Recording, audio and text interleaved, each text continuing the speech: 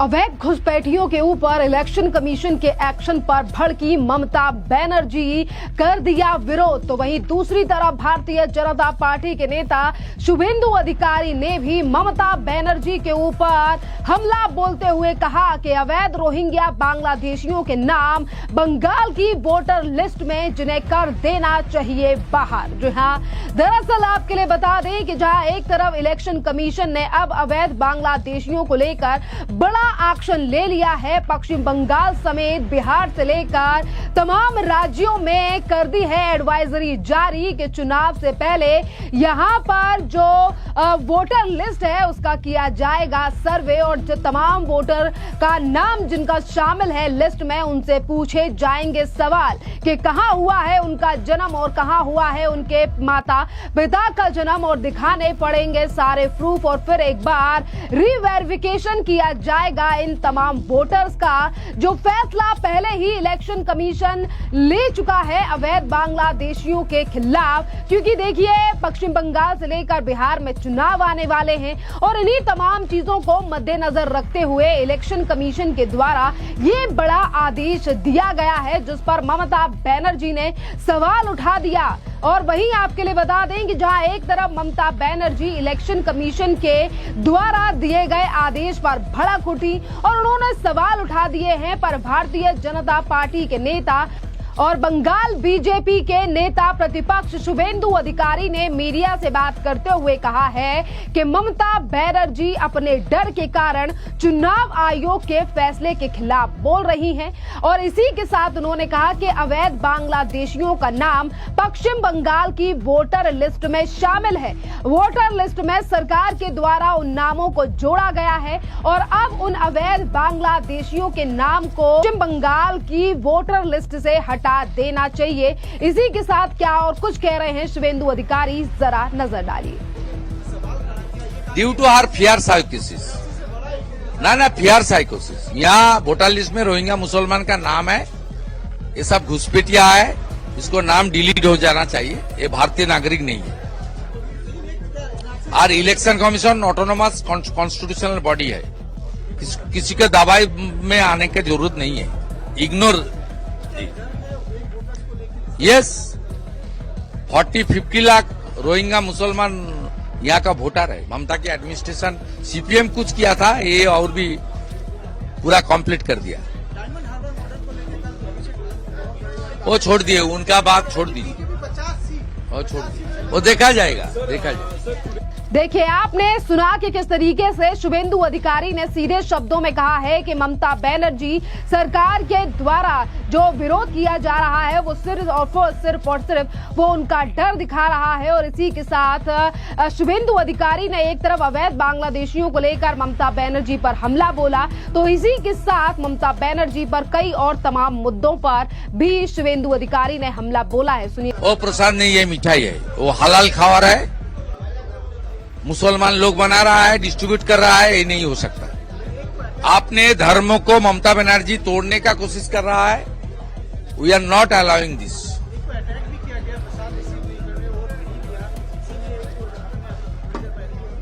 Video देख लिया ना आप, किस तरीके से मुसलमान आप आदमी डिस्ट्रीब्यूशन करने के लिए आता, बोला मुसलमान का हाथ से क्यों हिंदू प्रसाद लेगा। वो विरोध किया, इसलिए उसको ऊपर आक्रमण किया। वो हॉस्पिटल में है, और उनका जो चाचा है, अंकल, उनको भी अरेस्ट कर लिया पुलिस।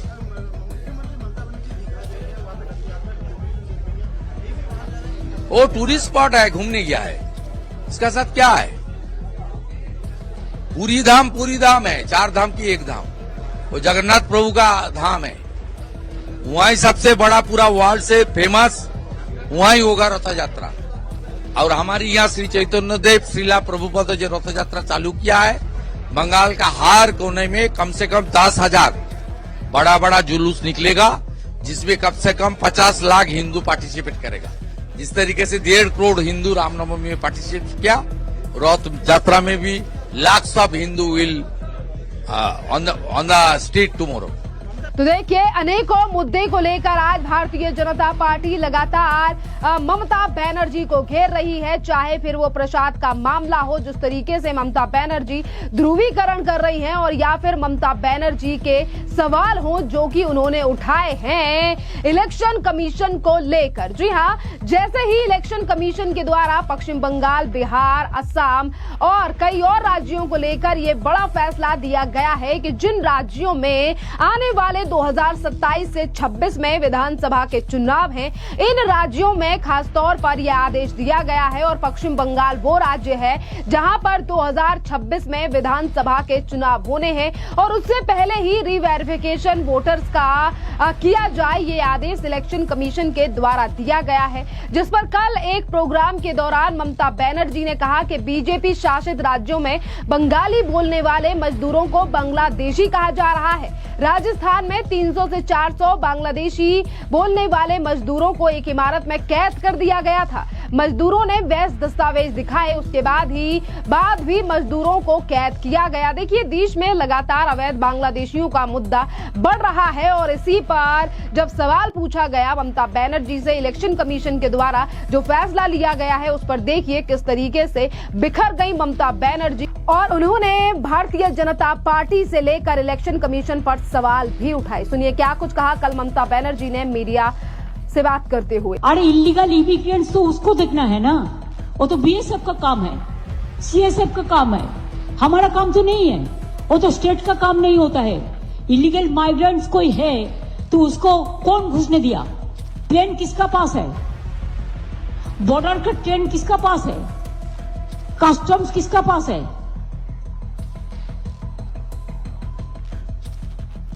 तो आपको देखना है, हमारा तो देखना नहीं है। हमारा पास तो बहुत सारे एग्जाम्पल हम दे सकता है कैसे गवर्नमेंट ऑफ इंडिया उसका एजेंसी से कौन कौन लोगों को लेके आया। इसका प्रमाण तो आप लोगों के पास बहुत है, हमारे पास भी है। ये तो इंडिया गवर्नमेंट का रिस्पॉन्सिबिलिटी है। इलीगल माइग्रेंट्स को तो हम लोगों ने नहीं घुसाया, हमारा हाथ में तो स्टेट गवर्नमेंट का हाथ में नहीं है, ये सेंट्रल गवर्नमेंट का देखना है।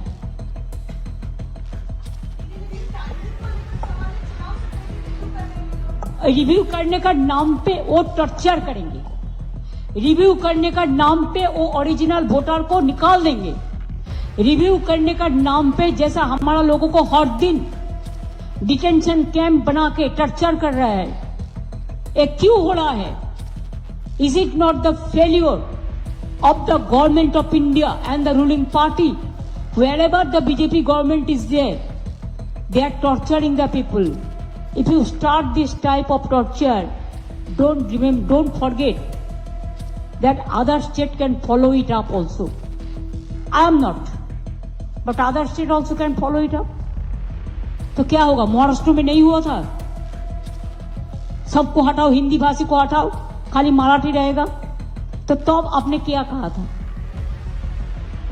तो देखिए, आपने देखा कि किस तरीके से ममता बनर्जी ने इलेक्शन कमीशन के द्वारा दिए गए आदेश पे तो सवाल उठा दिया। और वहीं कल अगर हम बात करें तो देश में बढ़ रहे अवैध घुसपैठियों की समस्या जो है वो काफी ज्यादा बढ़ रही है, जिस पर इलेक्शन कमीशन ने फैसला ले दिया है। इससे पहले सुप्रीम कोर्ट भी कह चुका है कि हमारा देश जो है वो कोई धर्मशाला नहीं है कि इन अवैध रोहिंग्या बांग्लादेशियों को बसाया जाए। और देखिए, जिस प्रक्रिया में आज ममता बनर्जी इस तरीके से बौखला रही हैं, इस तरीके से इलेक्शन कमीशन पर सवाल उठा रही हैं, ये फैसला इलेक्शन कमीशन के द्वारा सिर्फ पश्चिम बंगाल ही नहीं बल्कि असम, केरल, पुडुचेरी, तमिलनाडु और पश्चिम बंगाल में विधानसभा चुनावों को लेकर दिया गया है, जिससे कि जो तमाम अवैध बांग्लादेशी जो सालों से हमारे देश में रह रहे हैं, हमारे ही देश के लोगों का हक मार रहे हैं और उनके पास कई फर्जी डॉक्यूमेंट भी हैं और इन्हीं फर्जी डॉक्यूमेंट्स के चलते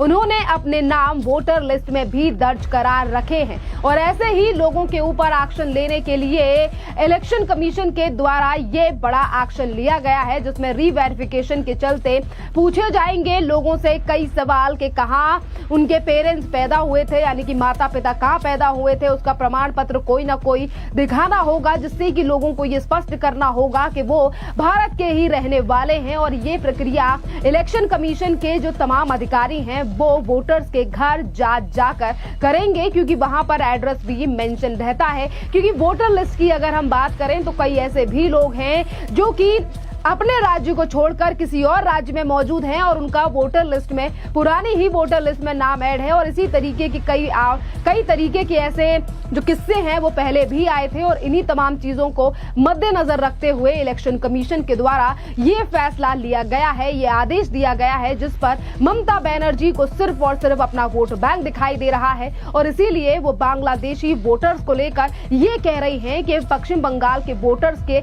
नाम काटने का प्रयास कर रही है भारतीय जनता पार्टी। और पश्चिम बंगाल के लोगों को टारगेट किया जा रहा है जो कि बंगाली बोलते हैं, जो बांग्लादेशी नहीं है। पर बीजेपी ने स्पष्ट तौर पर कहा है कि ममता बनर्जी लोगों के यानी कि बांग्लादेशियों के नाम यहां की वोटर लिस्ट में डाल रही हैं। आज शुभेंदु अधिकारी ने कहा है, तो इससे पहले भी कल भारतीय जनता पार्टी के कई नेताओं ने यही आरोप लगाया था और ये तक कह दिया था कि ममता बनर्जी आधार कार्ड से लेकर पहचान पत्र बनवा रही हैं बांग्लादेशियों के और उन्हें पश्चिम बंगाल में बसाने का काम कर रही है।